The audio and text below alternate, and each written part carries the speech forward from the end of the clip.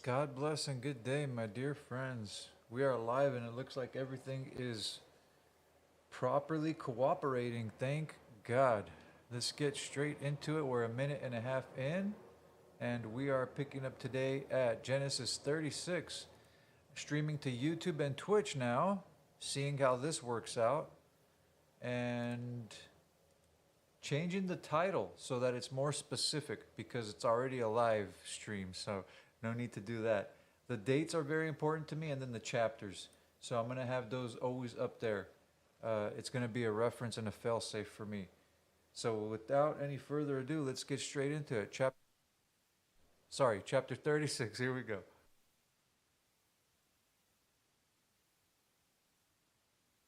This is the account of Esau, that is, Edom.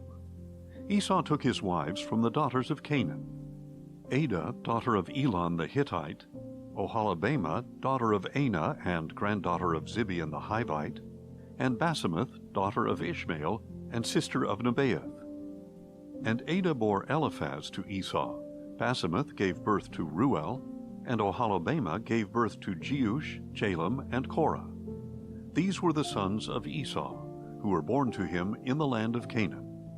Later Esau took his wives and sons and daughters, and all the people of his household, along with his livestock, all his other animals, and all the property he had acquired in Canaan.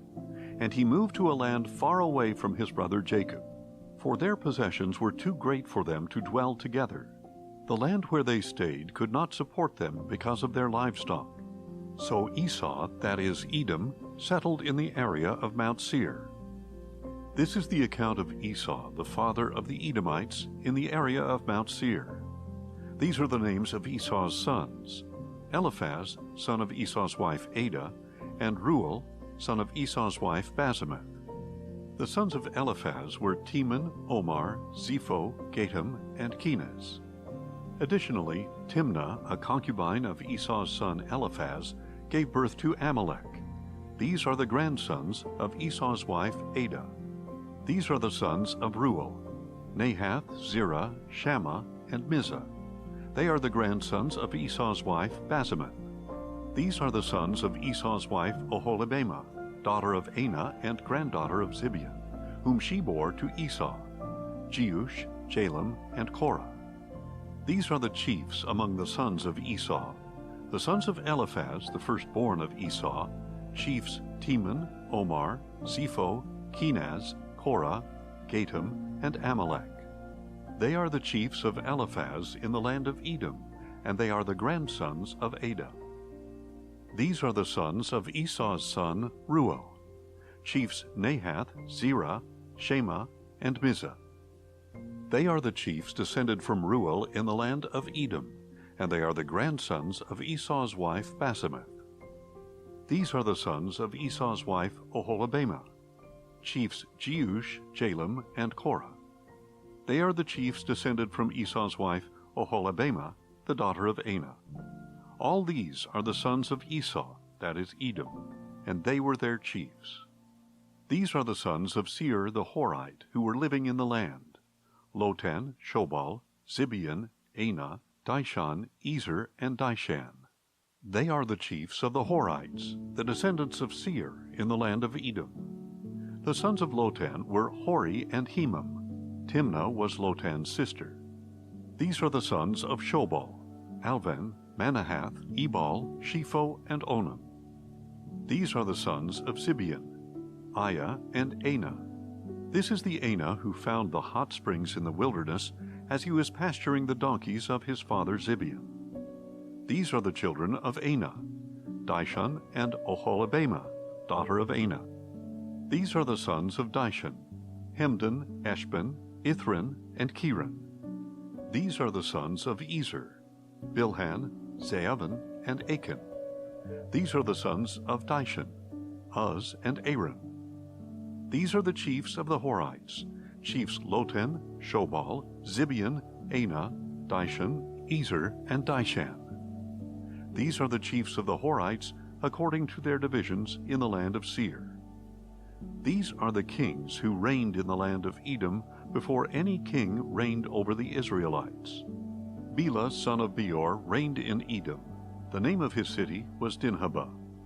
When Bela died, Jobab son of Zerah from Basra reigned in his place. When Jobab died, Husham from the land of the Temanites reigned in his place. When Husham died, Hadad son of Bedad, who defeated Midian in the country of Moab, reigned in his place, and the name of his city was Avith. When Hadad died, Samlah from Masrekah reigned in his place. When Samlah died, Shaul from Rehoboth on the Euphrates reigned in his place. When Shaul died, Baal-Hanan son of Akbor reigned in his place. When Baal-Hanan son of Akbor died, Hadad reigned in his place. His city was named Pau, and his wife's name was Mehetabel, daughter of Matred, the daughter of Mezahab. These are the names of Esau's chiefs, according to their families and regions, by their names. Chiefs Timnah, Alva, Jetheth, Oholibamah, Elah, Pinon, Kenaz, Teman, Mibzar, Magdiel, and Iram. These were the chiefs of Edom, according to their settlements in the land they possessed. Esau was the father of the Edomites. Now Jacob lived in the land where his father had resided, the land of Canaan. This is the account of Jacob. When Joseph was 17 years old, he was tending the flock with his brothers, the sons of his father's wives, Bilhah and Zilpah, and he brought their father a bad report about them. Now Israel loved Joseph more than his other sons, because Joseph had been born to him in his old age. So he made him a robe of many colors. When Joseph's brothers saw that their father loved him more than any of them, they hated him and could not speak a kind word to him. Then Joseph had a dream, and when he told it to his brothers, they hated him even more. He said to them, "Listen to this dream I had. We were binding sheaves of grain in the field, and suddenly my sheaf rose and stood upright, while your sheaves gathered around and bowed down to mine." "Do you intend to reign over us?" his brothers asked. "Will you actually rule us?" So they hated him even more because of his dream and his statements. Then Joseph had another dream and told it to his brothers. "Look," he said, "I had another dream, and this time the sun and moon and 11 stars were bowing down to me." He told his father and brothers, but his father rebuked him and said, "What is this dream that you have had? Will your mother and brothers and I actually come and bow down to the ground before you?" And his brothers were jealous of him, but his father kept in mind what he had said. Some time later, Joseph's brothers had gone to pasture their father's flocks near Shechem. Israel said to him, "Are not your brothers pasturing the flocks at Shechem? Get ready, I am sending you to them." "I am ready," Joseph replied. Then Israel told him, "Go now and see how your brothers and the flocks are faring, and bring word back to me." So he sent him off from the valley of Hebron. And when Joseph arrived in Shechem, a man found him wandering in the field and asked, "What are you looking for?" "I'm looking for my brothers," Joseph replied. "Can you please tell me where they are pasturing their flocks?" "They have moved on from here," the man answered. "I heard them say, 'Let us go to Dothan.'" So Joseph set out after his brothers and found them at Dothan. Now Joseph's brothers saw him in the distance, and before he arrived they plotted to kill him. "Here comes that dreamer," they said to one another. "Come now, let us kill him and throw him into one of the pits. We can say that a vicious animal has devoured him. Then we shall see what becomes of his dreams." When Reuben heard this, he tried to rescue Joseph from their hands. "Let us not take his life," he said. "Do not shed his blood. Throw him into this pit in the wilderness, but do not lay a hand on him." Reuben said this so that he could rescue Joseph from their hands and return him to his father. So when Joseph came to his brothers, they stripped him of his robe, the robe of many colors he was wearing, and they took him and threw him into the pit. Now the pit was empty, with no water in it. And as they sat down to eat a meal, they looked up and saw a caravan of Ishmaelites coming from Gilead. Their camels were carrying spices, balm, and myrrh, on their way down to Egypt. Then Judah said to his brothers, "What profit will we gain if we kill our brother and cover up his blood? Come, let us sell him to the Ishmaelites, and not lay a hand on him, for he is our brother, our own flesh." And they agreed. So when the Midianite traders passed by, his brothers pulled Joseph out of the pit and sold him for 20 shekels of silver to the Ishmaelites, who took him to Egypt. When Reuben returned to the pit and saw that Joseph was not there, he tore his clothes, returned to his brothers, and said, "The boy is gone. What am I going to do?" Then they took Joseph's robe, slaughtered a young goat, and dipped the robe in its blood. They sent the robe of many colors to their father and said, "We found this. Examine it to see whether it is your son's robe or not." His father recognized it and said, "It is my son's robe. A vicious animal has devoured him. Joseph has surely been torn to pieces." Then Jacob tore his clothes, put sackcloth around his waist, and mourned for his son many days. All his sons and daughters tried to comfort him, but he refused to be comforted. "No," he said, "I will go down to Sheol mourning for my son." So his father wept for him. Meanwhile, the Midianites sold Joseph in Egypt to Potiphar, an officer of Pharaoh and captain of the guard. About that time, Judah left his brothers and settled near a man named Hira, an Adullamite. There Judah saw the daughter of a Canaanite man named Shua, and he took her as a wife and slept with her.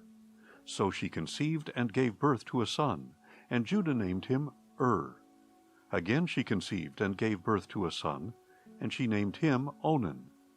Then she gave birth to another son, and named him Shelah. It was at Kisib that she gave birth to him.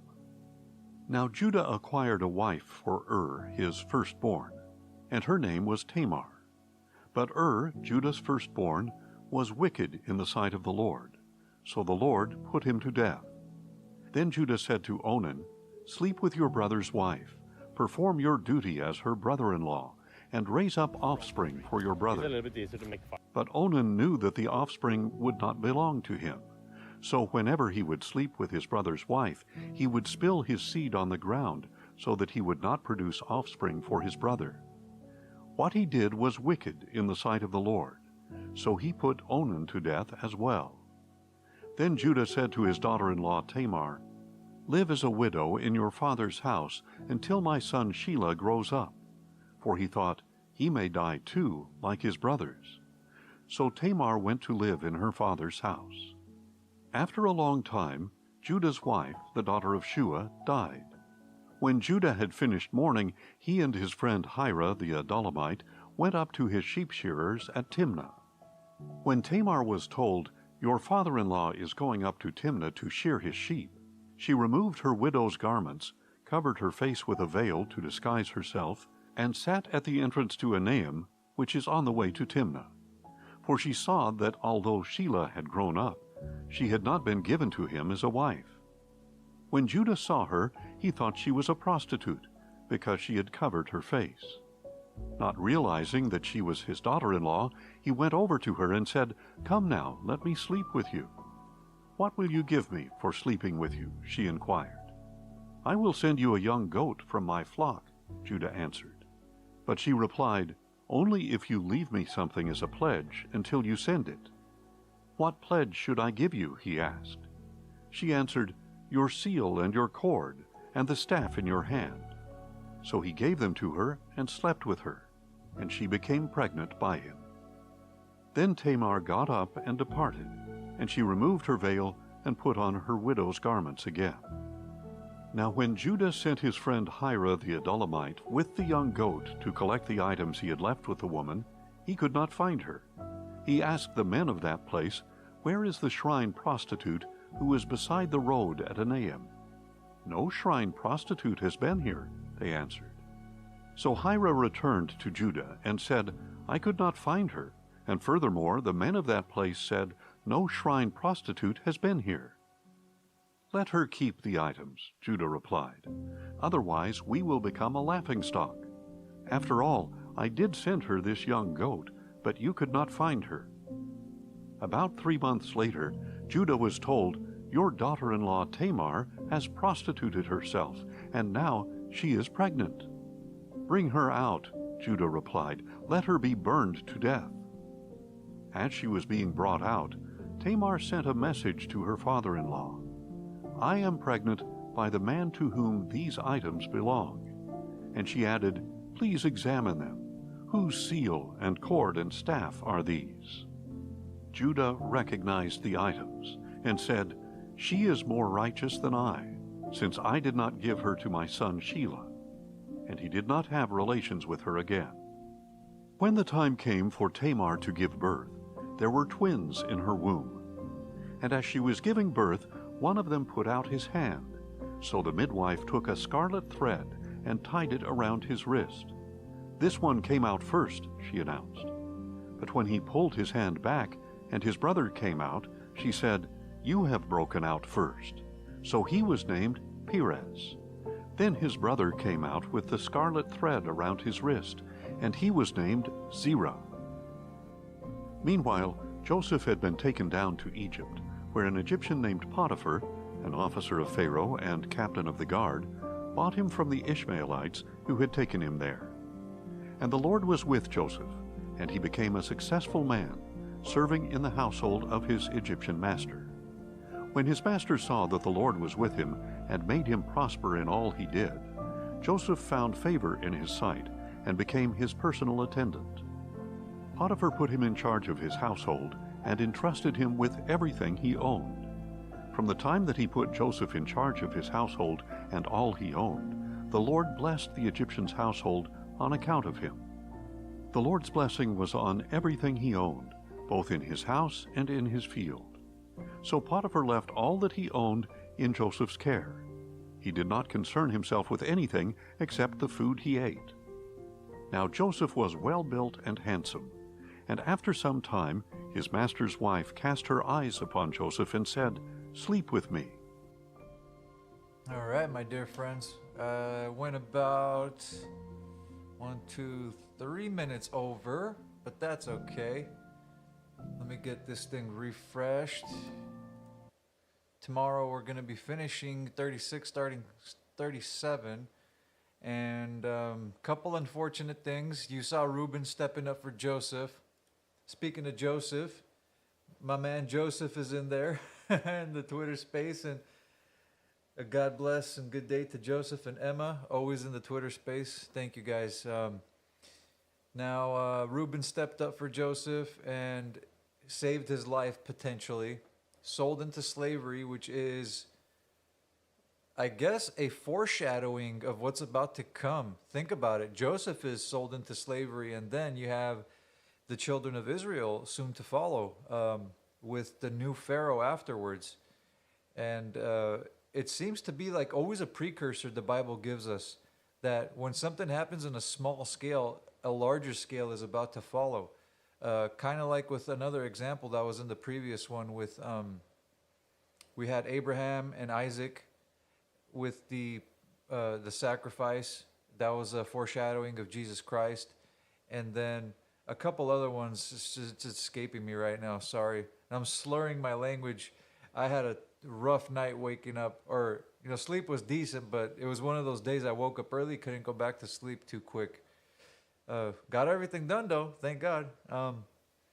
What was the other thing here? We went over Jobab, which I think was very important. It was a interesting little, kind of like a hidden gem, the one with Jobab, because I think that has to be Job from the book of Job. And I went over he refused to give up his morals and his beliefs in God. That's why I think, honestly, that's why Satan came after him, because he rejected Satan. After we have Joseph being sold into slavery, we have, oh gosh, this one is way too hairy for me to get into. I need much more context on Tamar, but because of her actions, the line of Judah was preserved, which led to King David, which led to Jesus Christ being of the line of Judah. Now, this is an interesting one because it was done through not the most appropriate means, but it goes to show you that just like with the blessing being kind of stolen from Esau by the mom's doing, Rachel's doing, um, no one needs to be helping God. God's always going to find his way. So I don't think that Tamar had any bad intentions, but she knew her duty to her clan, to her tribe, her family. And the brothers that were all killed were basically evil. You saw they just didn't want to, the sons of Judah didn't want to fulfill their rightful duty to their brother that passed away. They didn't want to give Tamar the son for their genealogy, for their line to continue. So she, I think, kind of in a noble way, did what she had to do. It's very tricky for me to get into this one, but she preserved the line of Judah, and from her we have David, and then from David we have Jesus Christ, and also let's not forget that Moses coming up was of the line of Levi, so was his brother Aaron, and we also have the Levite lineage also in Jesus Christ, because Christ came to fulfill the prophecy that he's going to be a king and priest, the high priest and the king of his followers, of his children. So that had to be fulfilled. We see part of it being started here through Tamar. Perez is one of the closer lineages to that. The last thing was Potiphar. This is just straight up scandalous. The wife sleep with me. I wonder if those were the exact words she used. I kind of doubt it. But I love how it says that Joseph was well built. And there's like weird, I don't want to say weird or, conflicting reports of what Jesus himself looked like, but we're talking about the Son of God. God in the flesh. Maybe he was a basic man, but I can't for the life of me think that he was like a simple kind of looking man. I think Jesus himself was probably a very handsome, very built, strong guy. Like, God takes care of his children. I don't think Jesus would have been just like some ill, small dude that didn't have like a decent look about him. I think he had to be like kind of like a perfect specimen of mankind. Like he had to be a man, And also with the one of my favorite passages, the money changers, how he turned over a table. That stuff back then was built with quality. I'm pretty sure that table that he flipped was a heavy freaking table, and I mean heavy, solid wood.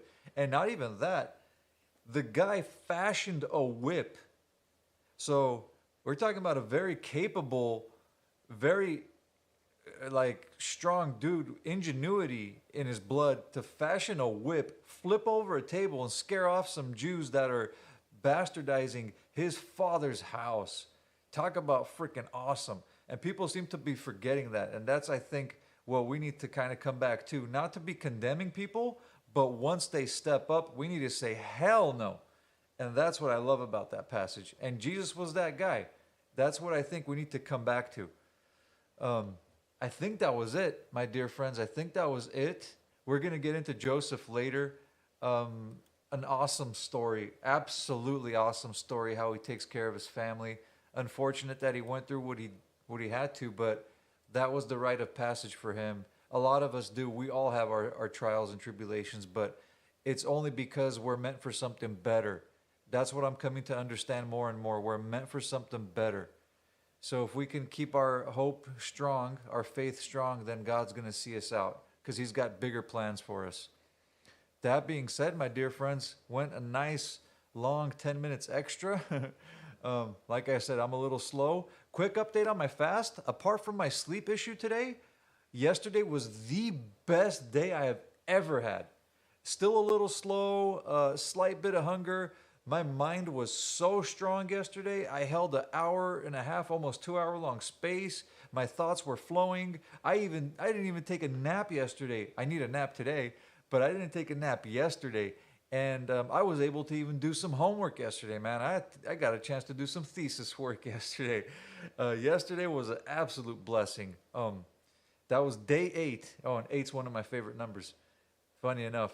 Starting day 9, I'm basically halfway through day 9 at this point, and I'm about to hit the double digits. Let's see how we do.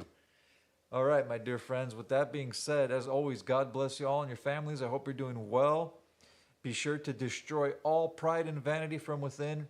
Remain humble and ready for self-sacrifice. Tell your family and your friends you love them dearly, and be grateful for absolutely everything. So may the Lord God bless you and keep you. May he make his face shine upon you and be gracious to you. May he lift up his countenance upon you and grant you peace. We pray in the name of the Prince of Peace. Amen. God bless you all, my dear friends. Thank you to my friends in the Twitter space, as always. Streaming to Twitch and YouTube, hoping for some revenue. Not to be a Jew, but I would love some side income if I can. But here we go. Hey, Armenians are known to be cheap too, kind of like Indians. So I'll take that. I'll take that for now, okay? Once I have some money, I'll cut it out. But anyway, side income's always a good thing if I can. If not, I'm not selling my soul. There you go. All right, guys. God bless and take care until God willing tomorrow around the same time. Take care, everyone.